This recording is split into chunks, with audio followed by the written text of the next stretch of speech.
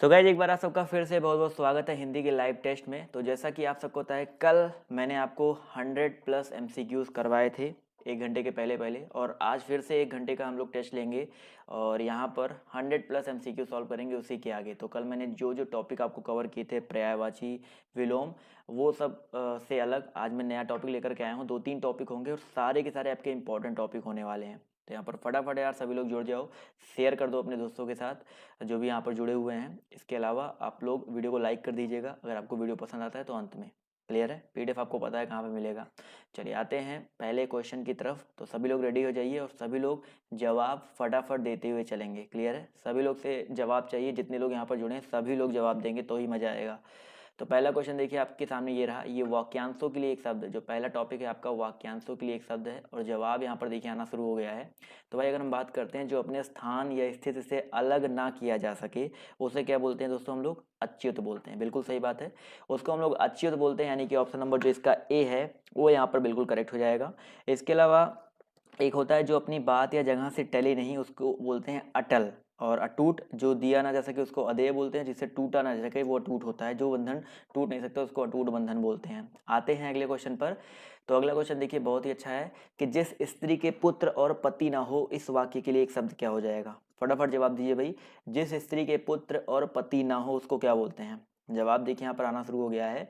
तो याद रखिएगा भाई, जिस स्त्री का पुत्र भी नहीं होता और पति भी नहीं होता है उसको हम लोग अवीरा बोलते हैं। बहुत ही इंपॉर्टेंट है अवीरा। ऑप्शन नंबर ए, जितने भी लोग जवाब दे रहे हैं वो लोग यहाँ पर बिल्कुल करेक्ट हो जाएंगे।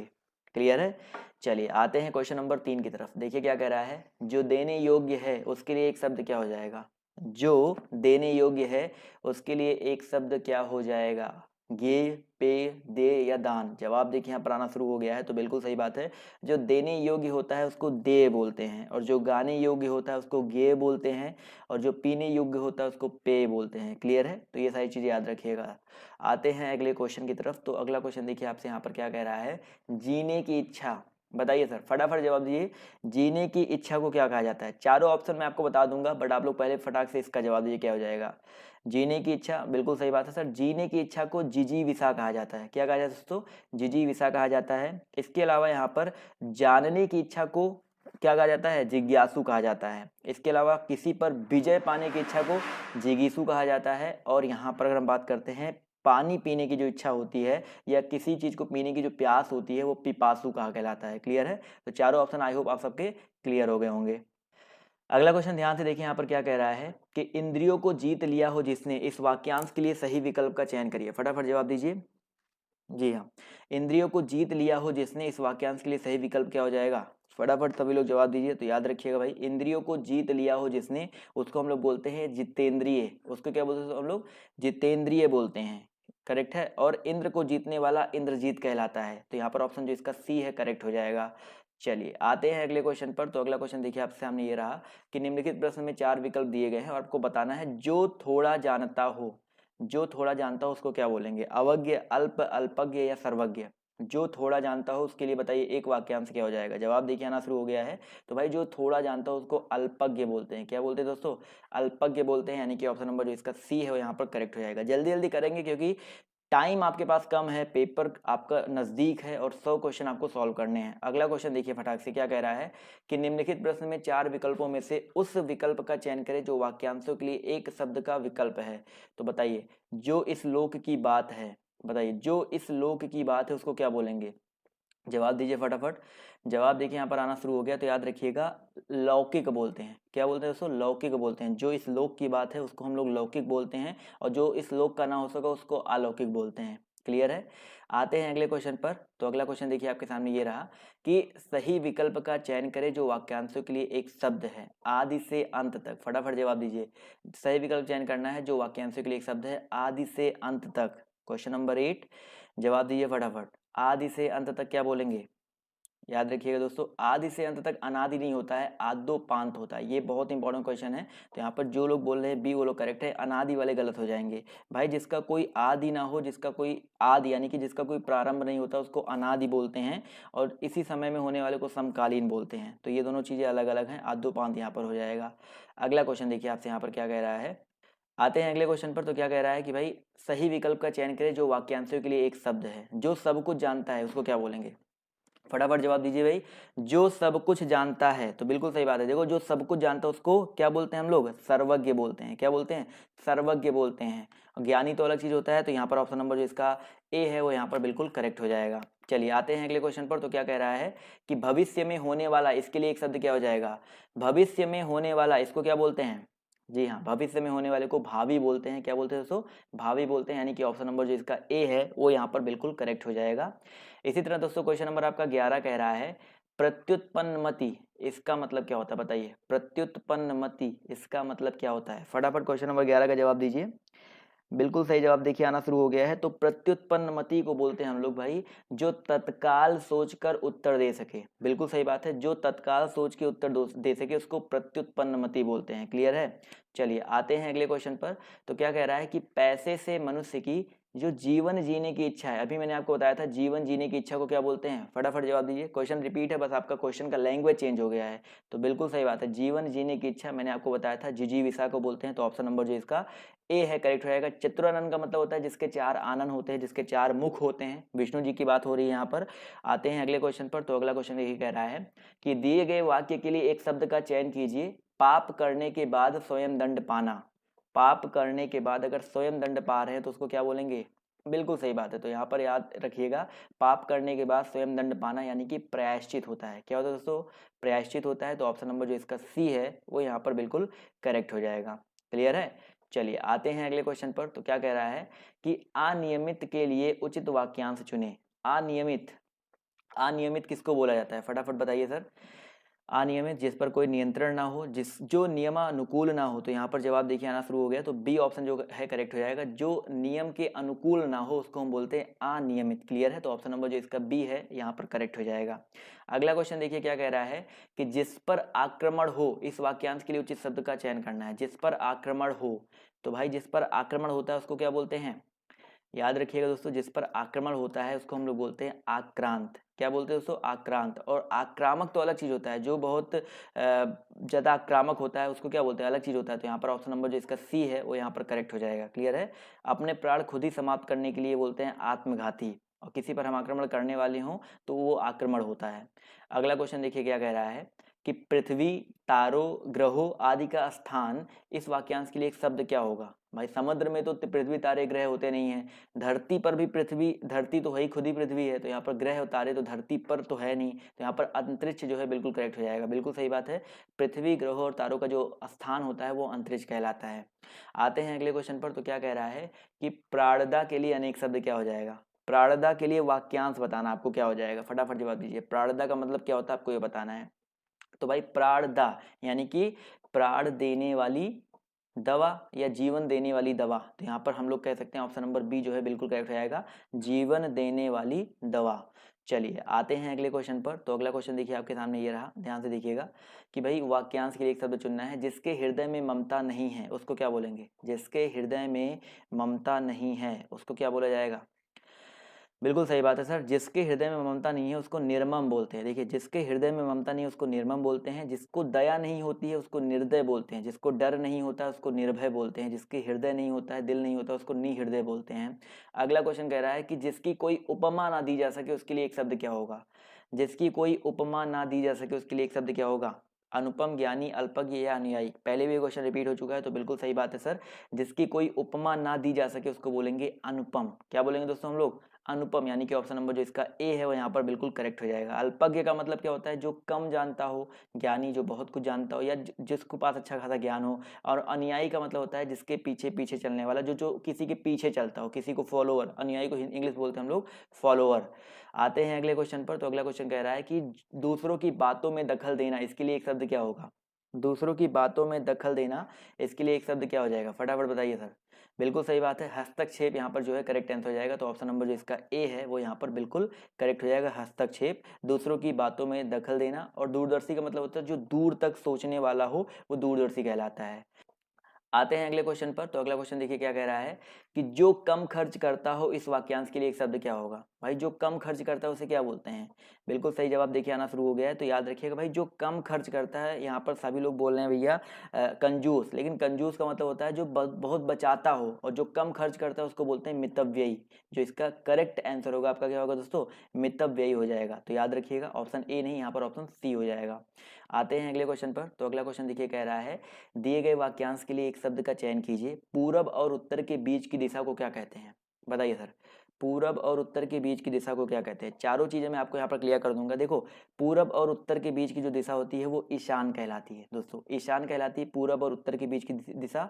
आग्नेय की अगर हम बात करते हैं तो ये दक्षिण और पूरब यानी कि आपका साउथ और ईस्ट के बीच की दिशा होती है, साउथ ईस्ट होता है। इसके अलावा पूरब और उत्तर आपको हो ही गया, ये आपका पूरब उत्तर हो गया, ईस्ट और उत्तर यानी कि नॉर्थ ईस्ट हो गया, नॉर्थ ईस्ट हो गया। नेत्रेय का मतलब क्या होता है दोस्तों, आपका दक्षिण पश्चिम होता है। क्या होता है आपका दक्षिण पश्चिम यानी कि साउथ वेस्ट होता है। और आपका एक बचा क्या, उत्तर पश्चिम बचा है, तो नॉर्थ वेस्ट आपका ये होता है वाव्य। तो चारों चीजें याद रखिएगा। क्लियर है, क्लियर है सबकी वो। आते हैं अगले क्वेश्चन पर। तो अगला क्वेश्चन कह रहा है दिए गए वाक्य के लिए प्रयुक्त होने वाले सही विकल्प को चुनिए। वह कवि जो तत्काल कविता करने में कुशल हो, वह कवि जो तत्काल कविता करने में कुशल हो उसे क्या बोलते हैं। देखिए जो कवि तत्काल कविता करने में कुशल होता है उसको आंसू कवि बोला जाता है। क्या बोलते हैं दोस्तों हम लोग, आंसू कवि बोलते हैं। तो यहाँ पर ऑप्शन नंबर जो इसका डी है वो यहाँ पर बिल्कुल करेक्ट हो जाएगा। अगला क्वेश्चन देखिए कह रहा है कि प्रज्ञा चक्षु के लिए वाक्यांश क्या हो जाएगा। प्रज्ञा चक्षु के लिए वाक्यांश क्या हो जाएगा, जवाब दीजिए फटाफट। तो प्रज्ञा चक्षु यानी कि बुद्धि जिसके नेत्र हैं। क्या होता है दोस्तों, बुद्धि। देखो बुद्धि और ज्ञान होने वाली प्रज्ञा नहीं, बुद्धि जिसके नेत्र है। यहाँ पर ऑप्शन नंबर जो इसका बी है वो यहाँ पर करेक्ट हो जाएगा। प्रज्ञा चक्षु का मतलब होता है बुद्धि जिसका नेत्र हो। आते हैं अगले क्वेश्चन की तरफ। तो अगला क्वेश्चन देखिए आपसे यहाँ पर कह रहा है कि बिना पलक झपकाए, इसके लिए एक शब्द क्या हो जाएगा। बिना पलक झपकाए उसको क्या बोलते हैं, फटाफट जवाब दीजिए सर। बिल्कुल सही बात है, बहुत ही इंपॉर्टेंट क्वेश्चन है। नी निर्मेश बोलते हैं। क्या बोलते हैं दोस्तों, बिना पलक झपकाए इसको बोलते हैं नी निर्मेश। और जिसकी कोई इच्छा ना हो उसको हम लोग बोलते हैं स्पृहा, और निस्पृहा हो जाएगा। इसके अलावा इच्छा ना हो निस्पृहा हो गया। इसके अलावा निर्विकार है, निष्पलक है। निष्पलक यानी कि जिसके कोई पलक ना हो। आते हैं अगले क्वेश्चन पर। तो अगला क्वेश्चन देखिए कह रहा है कि जो धरती फोड़ कर जन्मता है उसको क्या बोलते हैं। जो धरती फोड़ कर जन्मता है उसको क्या बोलते हैं। 26 फटाफट जवाब दीजिए सर। जवाब देखिए यहाँ पर आना शुरू हो गया है। तो याद रखिएगा भैया जो धरती फोड़ कर जन्मता है उसको उद्भिज बोलता है। क्या बोलते हैं दोस्तों हम लोग, उद्भिज बोलते हैं। ऑप्शन नंबर जो इसका सी है वो यहाँ पर करेक्ट, डी है जो यहाँ पर करेक्ट हो जाएगा। इसके अलावा यहाँ पर दिया गया स्वयंभू। स्वयंभी का मतलब होता है जो स्वयं अपने आप उत्पन्न हुआ उसको स्वयंभू बोलते हैं। और यहाँ पर जरायुज का मतलब होता है जो माता के गर्भ से जन्म लेता है उसको बोलते हैं जरायुज। तो चारों चीज याद रखिएगा। जन्मजात तो सबको पता ही है, जन्म से ही। अगला क्वेश्चन कह रहा है कि खाने की इच्छा, इसको क्या बोलते हैं। खाने की इच्छा बताइए फटाफट। विभुच्छा, विभुच्छा, बुभुच्छा या भुभुच्छा, फटाफट जवाब दीजिए। खाने की इच्छा को क्या बोलते हैं। क्वेश्चन नंबर 27 जवाब देखिए यहाँ पर आना शुरू हो गया है। तो बहुत ही इंपॉर्टेंट क्वेश्चन। देखो खाने की इच्छा को हम लोग बोलते हैं बुभुच्छा। यहाँ पर ऑप्शन नंबर जो इसका बी है वो यहाँ पर करेक्ट होगा। खाने की इच्छा को क्या बोला जाता है दोस्तों, बुभुच्छा बोला जाता है। तो ऑप्शन बी यहाँ पर करेक्ट हो जाएगा। क्लियर है, चलिए आते हैं अगले क्वेश्चन पर। तो अगला क्वेश्चन कह रहा है कि एक ही समय में वर्तमान, एक ही समय में वर्तमान इसको क्या बोलेंगे। क्वेश्चन नंबर 28 फटाफट जवाब दीजिए सब। एक ही समय में वर्तमान 28 जवाब देखिए यहाँ पर आना शुरू हो गया है। तो याद रखिएगा दोस्तों एक ही समय में वर्तमान इसको बोले जाते हैं समसामयिक। क्या बोलते हैं दोस्तों हम लोग, समसामयिक बोलते हैं। बहुत ही इंपॉर्टेंट है। तो ऑप्शन नंबर जो इसका सी है वो यहाँ पर करेक्ट हो जाएगा। जबकि जीवन भर के लिए आजीवन होता है। क्लियर है, चलिए आते हैं अगले क्वेश्चन पर। तो अगला क्वेश्चन देखिए आपसे यहाँ पर क्या कह रहा है कि पार्थिव, पार्थिव का मतलब क्या होता है। क्वेश्चन नंबर 29 है, जवाब दिए सभी लोग। पार्थिव का मतलब क्या होता है। जी हाँ बिल्कुल सही बात है सर। पार्थिव का मतलब होता है जिसका संबंध पृथ्वी से होता है। किससे होता है दोस्तों, पृथ्वी से होता है। तो यहाँ पर जितने भी लोग जवाब दे रहे हैं ऑप्शन नंबर डी वो लोग यहाँ पर बिल्कुल करेक्ट हो जाएंगे। चलिए आते हैं अगले क्वेश्चन पर। तो अगला क्वेश्चन कह रहा है कि जिनका प्रयोग निश्चित शब्द समुदाय या पूरे वाक्य का अतिरिक्त भावार्थ प्रदान करने के लिए होता है उसे क्या कहते हैं। बताइए, जिनका प्रयोग निश्चित शब्द समुदाय या पूरे वाक्य का अतिरिक्त भावार्थ प्रदान करने के लिए होता है उसे क्या कहते हैं। जवाब देखिए यहाँ पर आना शुरू हो गया है। तो याद रखिएगा क्वेश्चन नंबर 30 का जो करेक्ट आंसर आपका हो जाएगा निपात हो जाएगा। क्या हो जाएगा दोस्तों, निपात हो जाएगा। निपात का मतलब ही होता है उसको एक अलग रूप देना, या निपात से कोई फर्क नहीं पड़ता है। तो ऑप्शन नंबर, ये वाक्य के अंग भी नहीं होते हैं। तो यहाँ पर ऑप्शन नंबर जो इसका डी है वो यहाँ पर बिल्कुल करेक्ट हो जाएगा। क्लियर है। चलिए आते हैं अगले क्वेश्चन पर। तो अगला क्वेश्चन देखिए आपसे यहाँ पर क्या कह रहा है कि भाई जो इंद्र पर विजय प्राप्त कर चुका हो उसको क्या बोलेंगे। जो इंद्र पर विजय प्राप्त कर चुका हो उसको क्या बोलते हैं।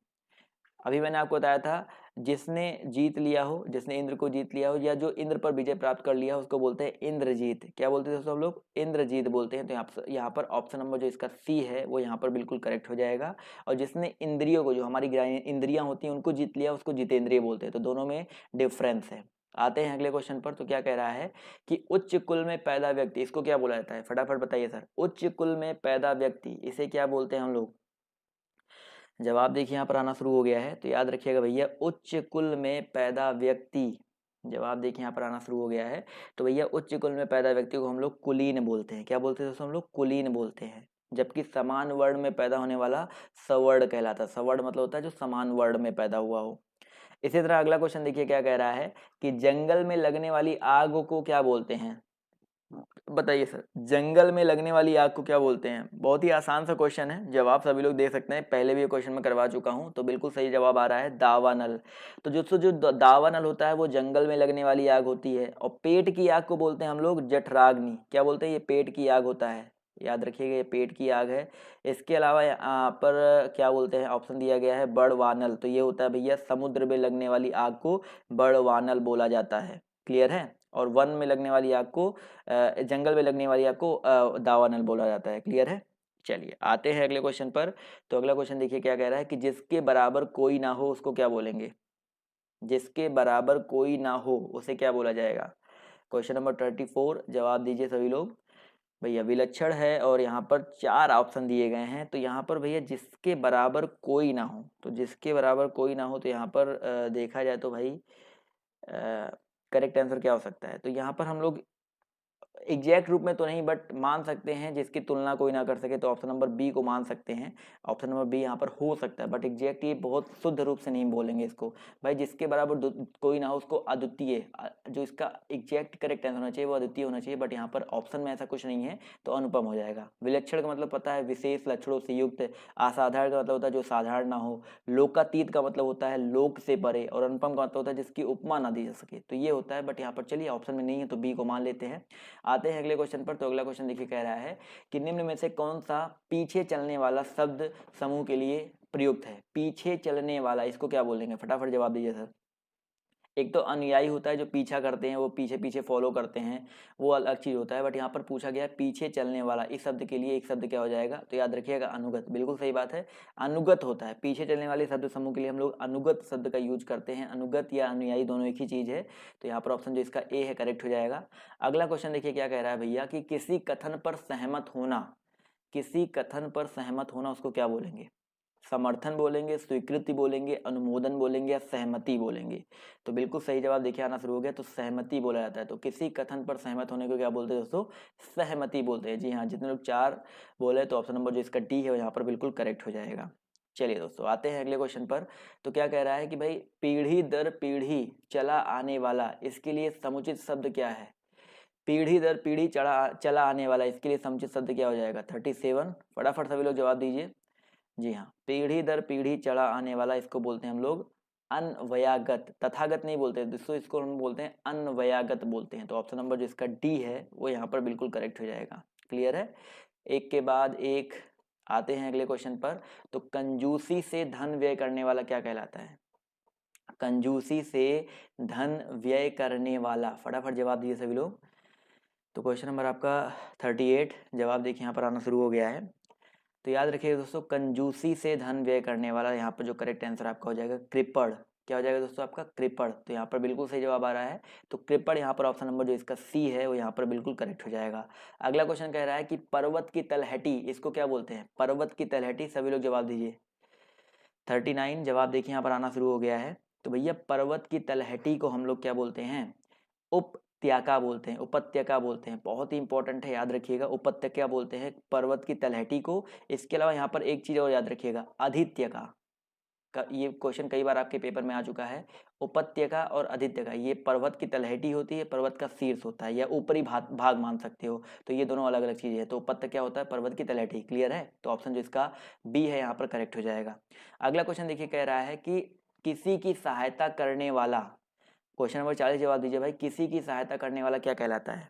क्वेश्चन नंबर 40 फटाफट जवाब दीजिए सभी लोग। 40 का जवाब यहाँ पर देखिए आना शुरू हो गया है।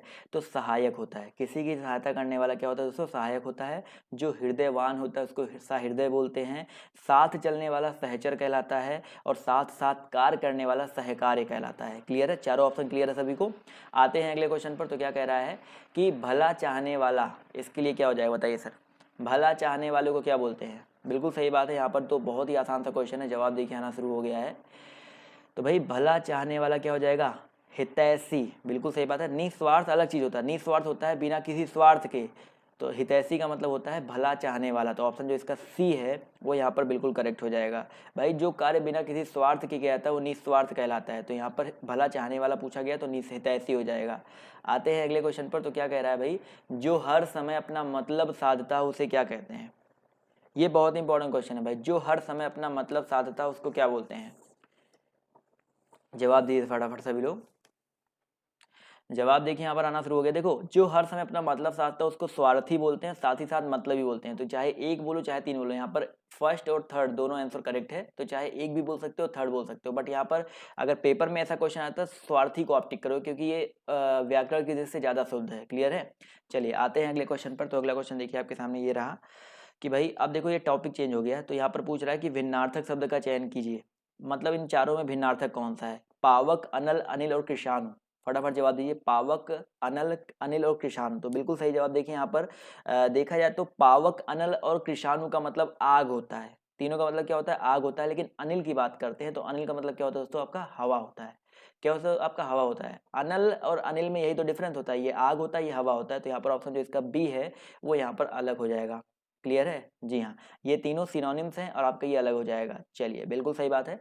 अगला क्वेश्चन देखिए, कह रहा है कि श्रुति सम भिन्नार्थक शब्द के जोड़ों को पहचानें। श्रुति सम का मतलब होता है जो सुनने में समान हो लेकिन उनके अर्थ जो है आपके अलग अलग हो। फटाफट जवाब दीजिए।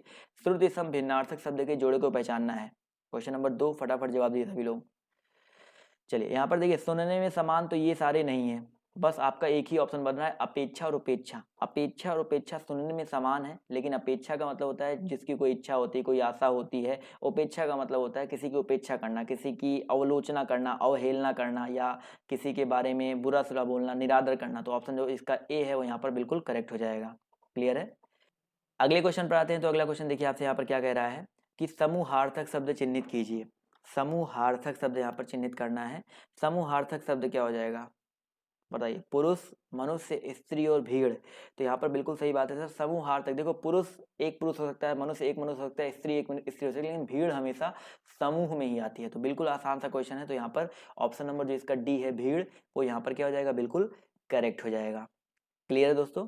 चलिए आते हैं अगले क्वेश्चन की ओर। तो अगला क्वेश्चन देखिए आपके सामने ये रहा कि भाई समूहार्थक शब्दों को यहाँ भी चिन्हित करना है। इन चारों में बताइए फटाफट समूहार्थक कौन सा हो जाएगा? स्तवक, पुरुष, गमला या गुलाब? जवाब दीजिए फटाफट। चलिए, तो मैं आपको बताता हूँ, यहाँ पर कुछ लोग कंफ्यूज्ड हैं। तो यहाँ पर स्तवक जो है करेक्ट हो जाएगा। क्यों सर? स्तवक का मतलब ही होता है फूलों का गुच्छा, गुलदस्ता, ढेर। तो यहाँ पर ऑप्शन नंबर जो इसका ए है वो यहाँ पर क्या हो जाएगा? बिल्कुल करेक्ट हो जाएगा। समझ में आ गया ना? तो अगला क्वेश्चन देखिए यहाँ पर क्या कह रहा है, ध्यान से देखिएगा कि यहाँ पर भी आपको समूहार्थक शब्द का चयन करना है। जहाज, केवट, बेड़ा और नाव। बहुत ही अच्छा क्वेश्चन है, फटाफट जवाब दीजिए।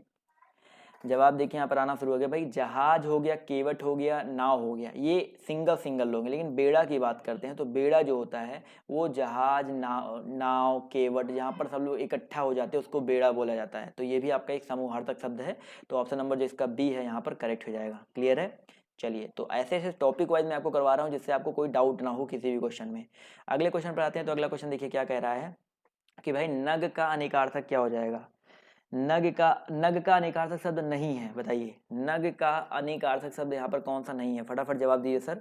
नग के बहुत सारे अनेकार्थी शब्द होते हैं, जैसे पर्वत हो गया, सर्प हो गया, सूर्य हो गया, लेकिन यहाँ पर हाथी की बात करते हैं। बिल्कुल सही बात है सर। यहाँ पर जो हाथी है ये नग का अनेकार्थक शब्द नहीं है। तो ऑप्शन नंबर जो इसका डी है यहाँ पर करेक्ट हो जाएगा। हाथी अलग चीज होता है, गज हो सकता है। अगला क्वेश्चन देखिए कह रहा है कि इनमें से मूक का अनेकार्थक शब्द कौन सा नहीं है? बताइए, मूक का अनेकार्थक शब्द कौन सा नहीं है? क्वेश्चन नंबर आपका 2, फटाफट जवाब दीजिए सभी लोग। गूंगा, चुप, शांत और विवश, इनमें से मूक का अनेकार्थक शब्द कौन सा नहीं है? क्वेश्चन नंबर 2 जवाब फटाफट दीजिए, फटाफट जवाब देखिए आना शुरू हो गया है। तो यहाँ पर अगर हम बात करते हैं मूक के बारे में, भाई मूक का मतलब चुप होता है, गूंगा होता है, विवश होता है, लेकिन शांत तो नहीं होता है। भाई जो मूक है जरूरी नहीं है वो शांत ही रहे, शांत तो हम भी बैठ सकते हैं। तो ऑप्शन नंबर जो इसका सी है वो यहाँ पर करेक्ट हो जाएगा। चलिए फटाफट बढ़ते हैं अगले क्वेश्चन की ओर। तो क्वेश्चन नंबर 3 कह रहा है कि जल, प्राण, पुत्र आदि जो है किस शब्द के अनेकार्थी हैं। जल है, प्राण है, पुत्र है, ये किस शब्द के अनेकार्थी है। औषधि, सार, तत्व या जीवन। जवाब दीजिए फटाफट। औषधि, तत्व, सार या जीवन। तो यहाँ पर जवाब देखिए आना शुरू हो गया है। तो भाई जल, प्राण, पुत्र इन सब की अगर हम बात करते हैं तो ये बेसिकली किसके हैं भाई, डी, जीवन के अनेकार्थी शब्द हैं। तो ऑप्शन नंबर जो इसका डी है वो यहाँ पर बिल्कुल करेक्ट हो जाएगा। आते हैं अगले क्वेश्चन पर। तो क्या कह रहा है कि निम्न में से कौन सा अनेकार्थक शब्द है, कौन सा शब्द आपका अनेकार्थक शब्द है, फटाफट जवाब दीजिए। साहस, पुस्तक, अंबर या बालक। साहस, पुस्तक, अंबर या बालक। चलिए क्वेश्चन नंबर 4 जवाब दीजिए सभी लोग। जवाब देखिए यहाँ पर आना शुरू हो गया, तो याद रखिएगा बिल्कुल सही जवाब आ रहा है। तो यहाँ पर अगर हम बात करते हैं अंबर जो शब्द है आपका अनेकार्थक शब्द है। अंबर के बहुत सारे अर्थ होते हैं, आकाश, वस्त्र, मेघ आदि बहुत सारे शब्द होते हैं। अगला क्वेश्चन देखिए यहाँ पर क्या कह रहा है कि निम्न में से कौन सा शब्द अनेकार्थक है, बताइए। अभिमान, अधिक, आयु और अर्थ, इसमें से अनेकार्थक शब्द कौन सा हो जाएगा। बहुत इंपॉर्टेंट ही टॉपिक है, लोग यहाँ पर गलती करके बहुत ज़्यादा आते हैं। तो अभिमान है, अधिक है, आयु है और अर्थ है। तो यहाँ पर अगर हम बात करते हैं अर्थ के बारे में, देखो जो अर्थ है ये आपका अनेकार्थक शब्द है। अर्थ का मतलब धन भी होता है, अर्थ का मतलब भी होता है, इसके अलावा आपका कारण भी होता है, बहुत सारी चीजें होती हैं। क्लियर है। अगला क्वेश्चन देखिए आपका क्या कह रहा है कि निम्नलिखित में से कौन सा शब्द सारंग का अर्थ नहीं है। माफ कीजिएगा, सभी लोग वीडियो को शेयर कर दिया करिए और लाइक करते हुए चला करिए। निम्नलिखित में से कौन सा शब्द भाई सारंग का अर्थ नहीं है। क्वेश्चन नंबर आपका यहाँ पर 6 जवाब देखिए यहाँ पर आना शुरू हो गया है। तो भाई सारंग का अर्थ आपका जो होता है शहद नहीं होता है। क्या दोस्तों, आपका शहद जो है आपका नहीं होता है। तो यहाँ पर जितने भी साथी जवाब दे रहे हैं ऑप्शन नंबर बी, वो लोग यहाँ पर करेक्ट हो जाएंगे। इसके अलावा सारंग का मतलब पपीहा, कामदेव, राजहंस, कोयल, मोर, बाज, सिंह, घोड़ा, बहुत सारे ऐसे होते हैं जो आपके होते हैं। तो ऑप्शन नंबर जो इसका बी है वो यहाँ पर करेक्ट हो जाएगा। अगला क्वेश्चन देखिए क्या कह रहा है कि सर्प, मेंढक, सिंह, घोड़ा, वानर, हाथी आदि को समझाने वाला शब्द क्या है। सर्प, मेंढक, सिंह, घोड़ा, वानर, हाथी आदि को समझाने वाला शब्द क्या हो जाएगा। बिल्कुल सही क्वेश्चन है, बहुत ही इंपॉर्टेंट क्वेश्चन है। तो याद रखिए, कुछ लोग पशु बोले, पशु नहीं, यहाँ पर हरि हो जाएगा। तो हरि का मतलब भाई, हरि एक अनेकार्थी शब्द है, इसका मतलब आपका सर्प, मेंढक, सिंह, घोड़ा, वानर, हाथी ये सारे होते हैं। तो यहाँ पर ऑप्शन नंबर जो इसका सी है वो यहाँ पर बिल्कुल करेक्ट हो जाएगा। क्लियर दोस्तों। चलिए आते हैं अगले क्वेश्चन की ओर। तो अगला क्वेश्चन देखिए आपसे यहाँ पर क्या कह रहा है कि आपको प्रश्न संख्या 1 में और 2 में अनेकार्थी शब्द दिए गए हैं। एक अर्थ शब्द के साथ लिखा है, दूसरा अर्थ बताइए। जैसे प्रमत्त का मतलब होता है स्वेच्छाचारी, इसका दूसरा अर्थ क्या हो सकता है। प्रमत्त का मतलब आपका होता है स्वेच्छाचारी, तो दूसरा अर्थ क्या हो सकता है, जवाब दीजिए फटाफट। तो भाई प्रमत्त है, तो प्रमत्त है यहाँ पर। तो प्रमत्त का मतलब अगर स्वेच्छाचारी है तो दूसरा अर्थ होता है आपका उन्मत्त। याद रखिएगा, प्रमत्त का दूसरा मतलब क्या होता है दोस्तों, आपका उन्मत्त होता है। तो यहाँ पर ऑप्शन नंबर जो इसका ए है वो यहाँ पर बिल्कुल करेक्ट हो जाएगा। तो जितने भी साथी जवाब दे रहे हैं ऑप्शन नंबर ए, वो लोग यहाँ पर करेक्ट हो जाएंगे। चलिए आते हैं अगले क्वेश्चन पर। तो क्या कह रहा है कि भाई कनक और धतूरा, जैसे कनक का मतलब अगर धतूरा है तो कनक का दूसरा अर्थ क्या होता है। बहुत ही आसान सा क्वेश्चन है, फटाफट जवाब दीजिए सभी लोग। कनक कनक ते सौगुनी मादकता अधिकाय, या खाए बौराय जग वफाए बौराय। सबको इसका आंसर तो पता ही होगा। तो याद रखिएगा सोना होता है। कनक का एक मतलब धतूरा होता है, तो एक अर्थ आपका सोना भी होता है। तो जहाँ पर जितने भी लोग जवाब दे रहे हैं डी, वो लोग यहाँ पर करेक्ट हैं। अगला क्वेश्चन देखिए क्या कह रहा है कि भाई निम्नलिखित में से समानार्थी जोड़ी को स्पष्ट कीजिए। पार्वती, महेश्वरी, व्यवहारिक, अव्यवहारिक, शेर, शेरनी, लड़का और लड़के। फटाफट जवाब दीजिए क्वेश्चन नंबर 3 का। समानार्थी शब्दों की जोड़ी को स्पष्ट करना है। पार्वती है, महेश्वरी है। जवाब देखिए यहाँ पर आना शुरू हो गया है। तो अगर हम बात करते हैं पार्वती और माहेश्वरी, ये दोनों आपके एक दूसरे के समानार्थी हैं। जबकि यहाँ पर शेर, सेने, लड़का, लड़के, और देखो ये दोनों तो आपके विलोम हो जाएंगे, व्यवहारिक, अव्यवहारिक, लड़का, लड़के। और यहाँ पर लड़का और लड़के जो दिया गया है ये एक वचन बहुवचन वाला हो जाएगा। क्लियर है। तो ऑप्शन नंबर जो इसका ए है यहाँ पर करेक्ट हो जाएगा। अगला क्वेश्चन देखिए यहाँ पर क्या कह रहा है, ध्यान से देखिएगा। यहाँ पर भी आपको समानार्थी शब्द की जोड़ी यहाँ पर बताना कौन सी नहीं है। सुमन और पुष्प, निशा, निशाचर, चारपाई, खटिया, पाठशाला, विद्यालय। यहाँ पर कौन सी जोड़ी नहीं है, ये चीज पूछा गया है, तो इस पर ध्यान दीजिएगा। तो याद रखिएगा यहाँ पर अगर देखा जाए तो सुमन पुष्प एक दूसरे के समानार्थी है, चारपाई खटिया एक दूसरे के समानार्थी है, पाठशाला विद्यालय ये भी समानार्थी है। लेकिन निशा का मतलब रात्रि होता है और निशाचर का मतलब क्या होता है, रात में जगने वाला जो भूत राक्षस होते हैं ना वो होते हैं। तो ऑप्शन जो इसका बी है यहाँ पर करेक्ट हो जाएगा। आते हैं अगले क्वेश्चन पर। तो अगला क्वेश्चन देखिए क्या कह रहा है कि निम्नलिखित प्रश्नों में 4 विकल्प दिए गए हैं और आपको बताना है कि सर्प, यहाँ पर बताना है कि दिए गए शब्द का सही समानार्थी शब्द का विकल्प का चयन करिए। सर्प का समानार्थी क्या हो जाएगा, बताइए सभी लोग। सर्प का समानार्थी क्या हो जाएगा, फटाफट जवाब दीजिए। क्वेश्चन नंबर 5 बहुत ही इंपॉर्टेंट क्वेश्चन है। जवाब देखिए यहाँ पर आना शुरू हो गया है। तो याद रखिएगा भाई, सर्प का समानार्थी आपका यहाँ पर व्याल हो जाएगा। क्या हो जाएगा दोस्तों, आपका व्याल। ऑप्शन नंबर जो इसका सी है, याद रखिएगा, मोस्ट इंपॉर्टेंट क्वेश्चन है।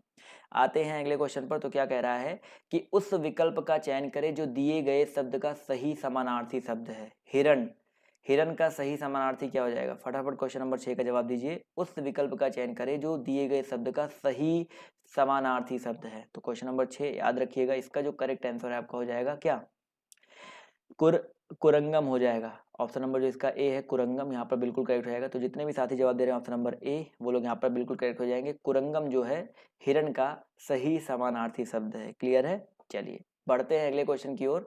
तो अगला क्वेश्चन कह रहा है 7 से 8 के लिए वही सेम चीज है, आपको बताना है कि कौन सा विकल्प गलत है, यानी तक्षक का कौन सा अर्थ नहीं है। क्वेश्चन ध्यान से देखिए, 7वें क्वेश्चन के लिए 8वें क्वेश्चन के लिए क्वेश्चन यही दिया गया है, उस शब्द का अर्थ नहीं है। तो तक्षक का अर्थ यहाँ पर कौन सा नहीं होगा, बढ़ई, सूत्रधार, शिलान्यास और विश्वकर्मा।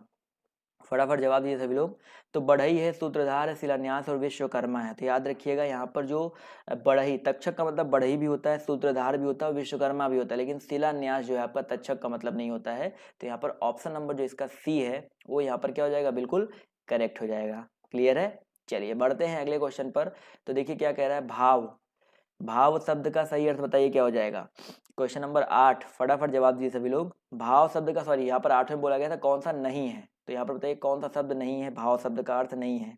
तो भाई भाव का मतलब विचार होता है, दर होता है, अभिप्राय होता है, लेकिन भाव का मतलब भवन जो है आपका नहीं होता है। तो ऑप्शन नंबर जो इसका ए है वो यहाँ पर बिल्कुल करेक्ट हो जाएगा।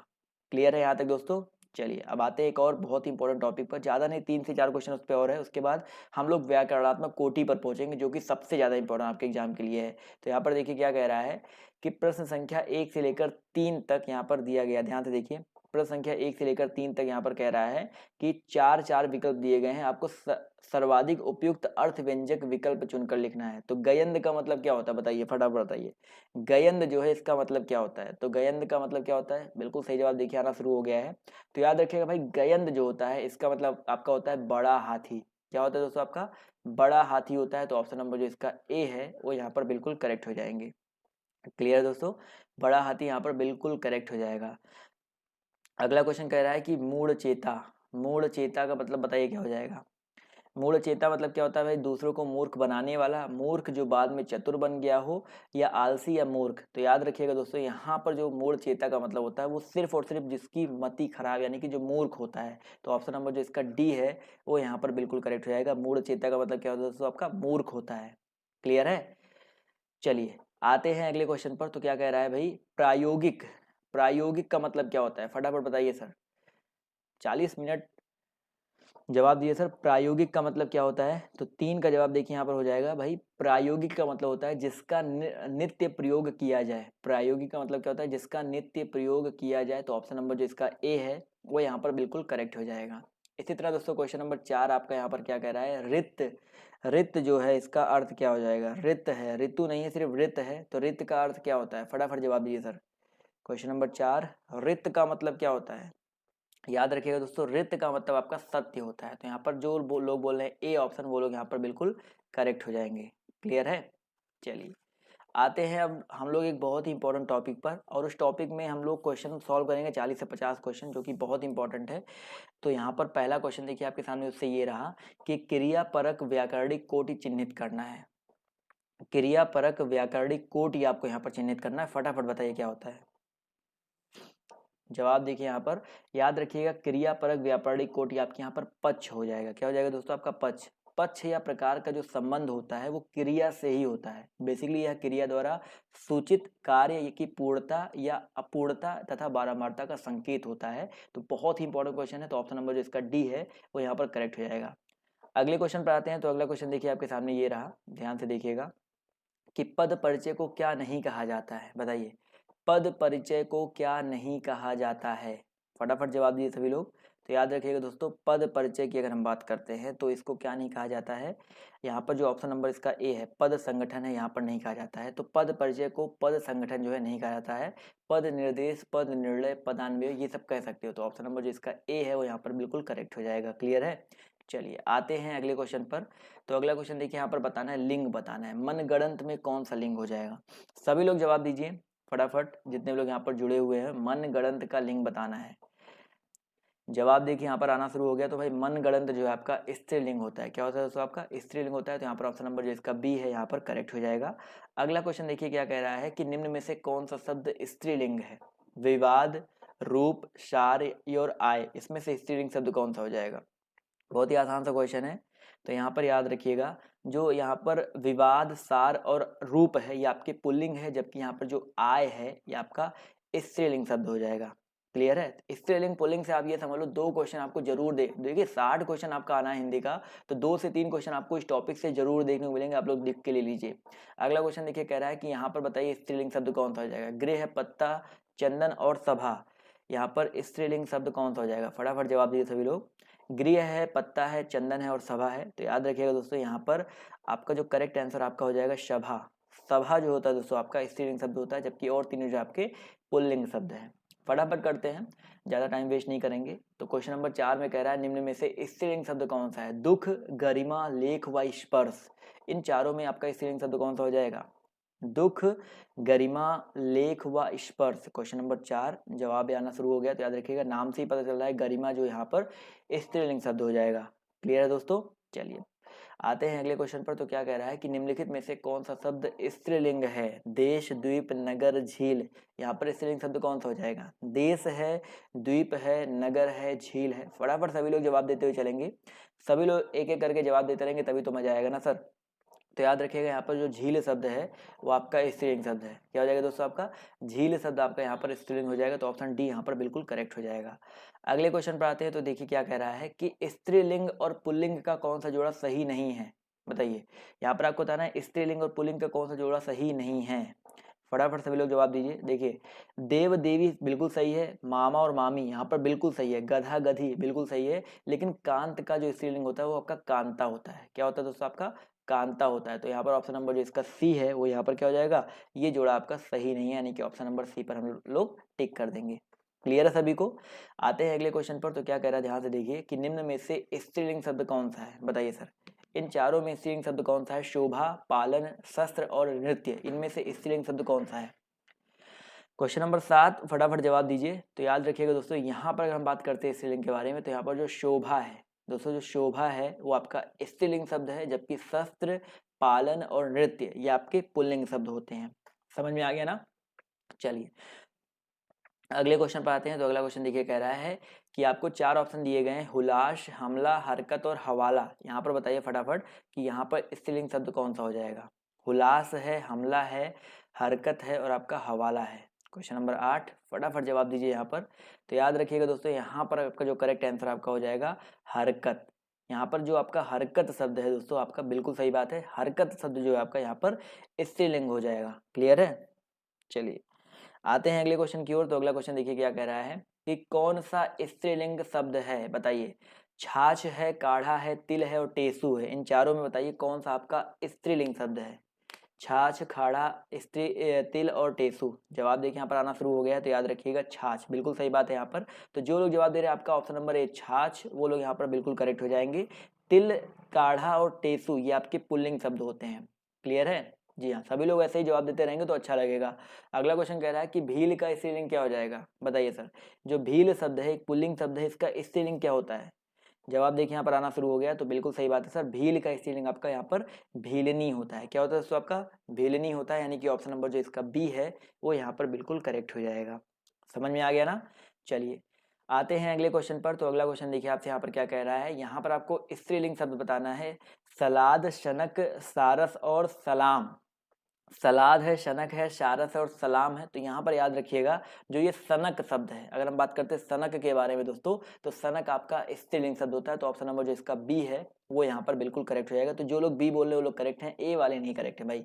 अगला क्वेश्चन देखिए क्या कह रहा है, इन चारों में आपको स्त्रीलिंग बताना है, किन्नर, अंतरी, अहिंसा और परिग्रह। तो इनमें आपको स्त्रीलिंग बताना है, फटाफट जवाब दिए सभी लोग।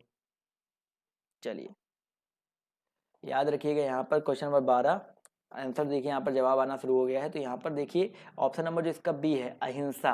अहिंसा की अगर हम बात करते हैं दोस्तों, तो आपका अहिंसा आपका एक स्त्रीलिंग शब्द है, जबकि किन्नर, अंतरी, अपरिग्रह ये आपके स्त्रीलिंग के अंतर्गत नहीं आते हैं। क्लियर है।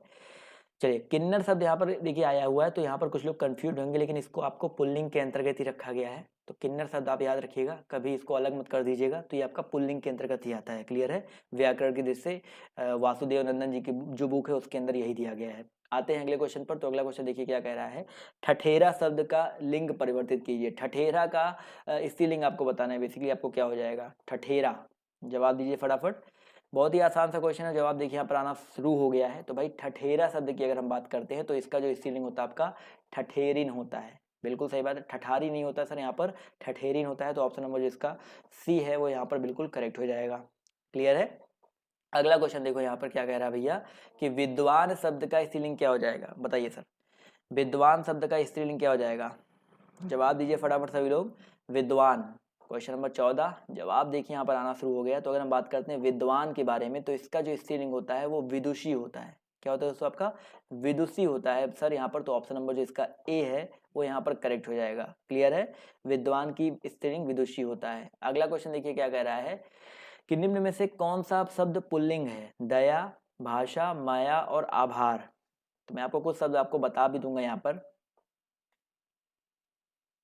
तो याद रखिएगा क्वेश्चन नंबर 15, याद रखिएगा यहाँ पर जो करेक्ट आंसर आपका हो जाएगा भाई, पुल्लिंग यहाँ पर पूछ रहा है ना, तो दया, माया, आभार, भाषा, इनमें जो आपका आभार शब्द है, याद रखिएगा जो आभार शब्द है आपका पुल्लिंग है। दया, माया, भाषा ये आपका स्त्रीलिंग के अंतर्गत आ जाएगा।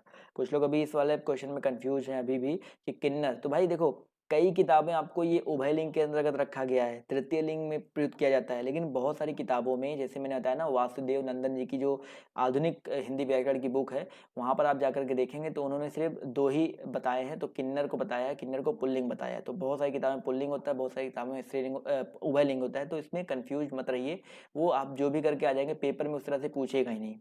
अगला क्वेश्चन देखो आपसे यहाँ पर क्या कह रहा है, कि तन शब्द का लिंग निर्धारित कीजिए। जो तन शब्द है इसका लिंग निर्धारित करना आपका क्या हो जाएगा, तन पुल्लिंग है, उभयलिंग है, स्त्रीलिंग है या नपुंसक लिंग है, फटाफट जवाब दीजिए।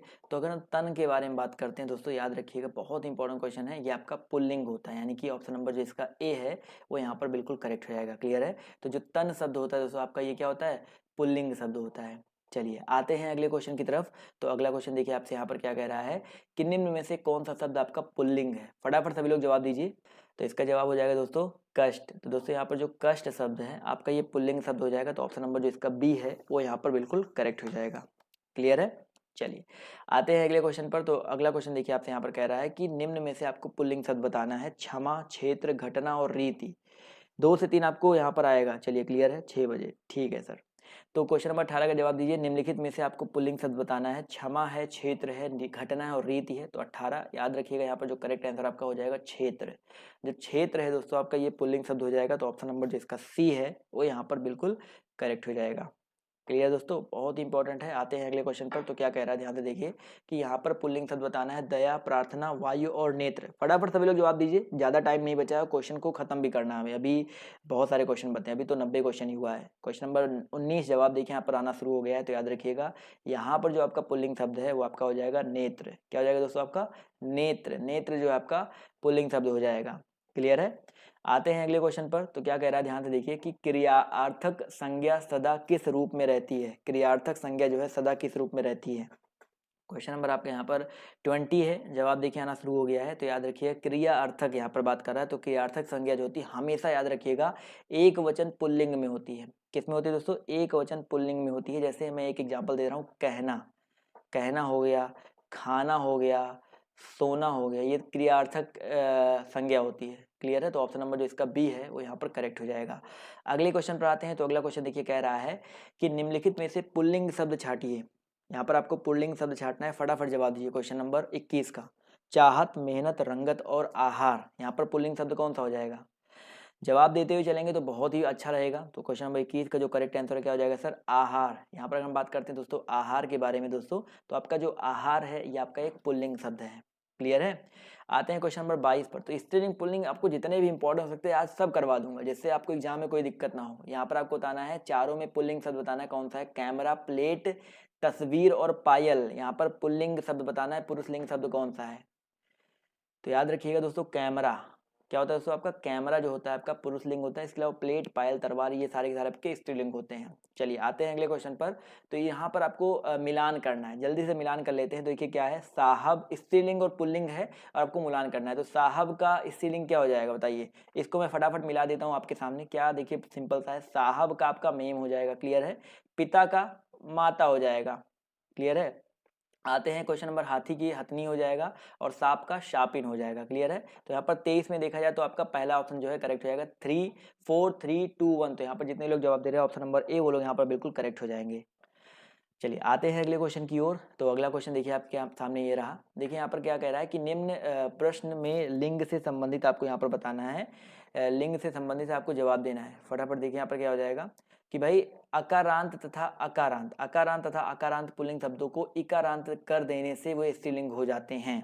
तो यहाँ पर पहला ये है। दूसरा कह रहा है कि जाति बोधक शब्दों के अंतिम स्वरूप का, अंतिम स्वर का लोप कर उनमें कहीं इन और कहीं आइन प्रत्यय लगाकर स्त्रीलिंग बनाया जाता है। तो यहाँ पर बताइए कौन कौन सा कथन आपका करेक्ट हो जाएगा? 4 ऑप्शन दिए गए हैं, फटाफट जवाब दीजिए सभी लोग। तो याद रखिए 24। तो यहाँ पर याद रखिएगा दोनों कथन आपके सही है, यहाँ पर दोनों कथन सही है। तो ऑप्शन नंबर जो इसका सी है वो यहाँ पर क्या हो जाएगा? बिल्कुल करेक्ट हो जाएगा। क्लियर है? चलिए, तो ये हो गया लिंग से संबंधित क्वेश्चन। अब वचन पे आ जाते हैं। वचन से कुछ क्वेश्चन है आपके, ज्यादा क्वेश्चन नहीं बचे हुए हैं, आप ये समझ के चलो 17 क्वेश्चन और है, फटाफट करेंगे। तो किसका प्रयोग सदैव एक वचन में होता है? फटाफट जवाब दीजिए। किसका प्रयोग यहाँ पर सदैव एक वचन में होता है? बहुत इंपॉर्टेंट है। क्वेश्चन नंबर फर्स्ट जवाब दीजिए सभी लोग। तो याद रखिएगा दोस्तों यहाँ पर जो क्वेश्चन नंबर फर्स्ट का करेक्ट आंसर आपका है क्या हो जाएगा? प्रत्येक हो जाएगा। तो ऑप्शन नंबर जो इसका बी है वो यहाँ पर बिल्कुल कर जाएगा। यहाँ पर जो प्रत्येक है इसका प्रयोग जो है सदैव एक वचन में होता है। क्लियर है?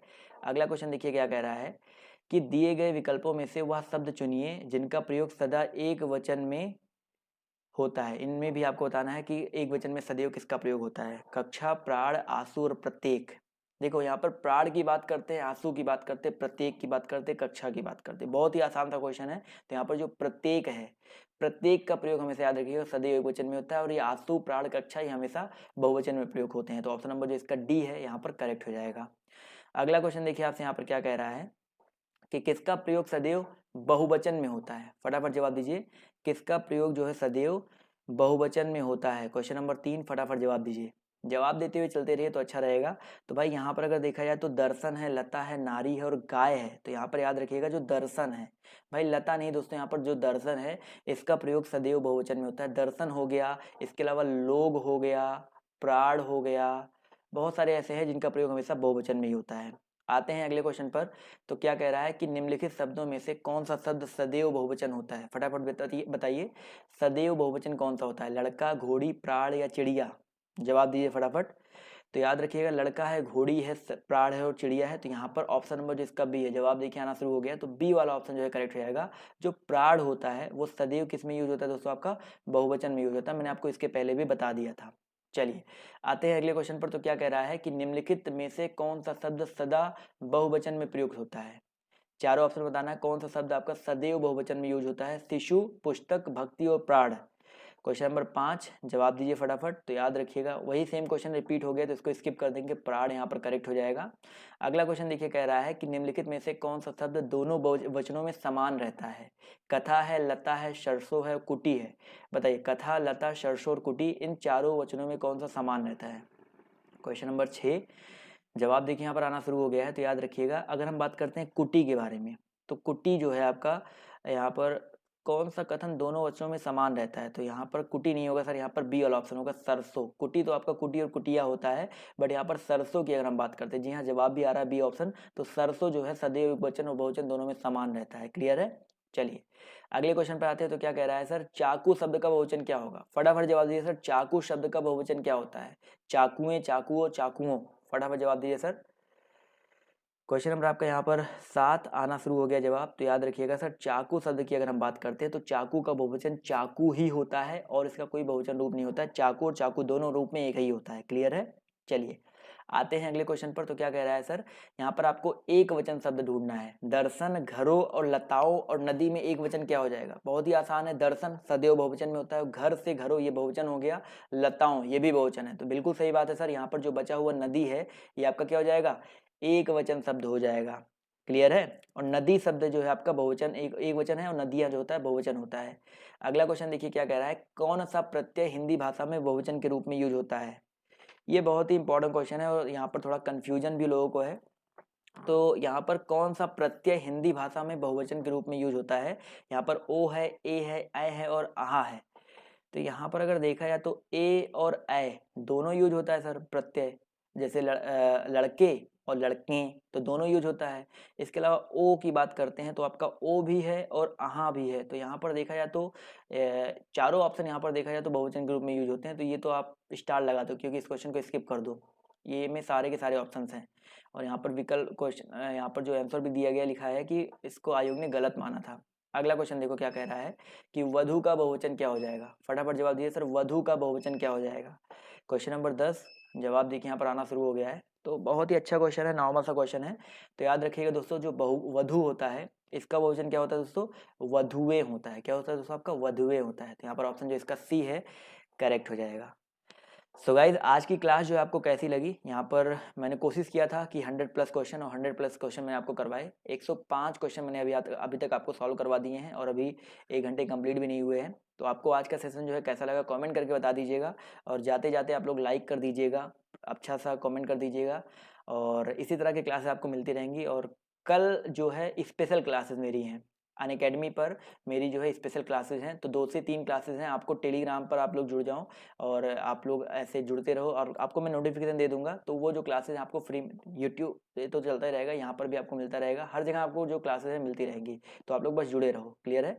तो अभी के लिए इस वीडियो में सिर्फ इतना ही। बाय बाय, टेक केयर, जय हिंद, जय भारत। मिलते हैं सबसे नेक्स्ट वीडियो में।